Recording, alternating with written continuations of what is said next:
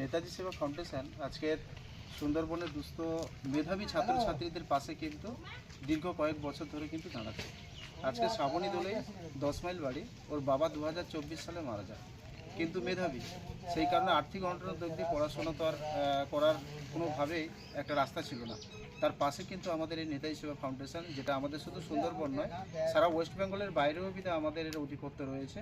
সেই নেতাজি সেবা ফাউন্ডেশন কিন্তু ওই তার বাবা মারা গেছেন যে 2024 সাল, তারপর থেকেই কিন্তু প্রতি মাসে তাকে কিন্তু পড়াশোনার জন্য স্কলারশিপ দেওয়া হচ্ছে।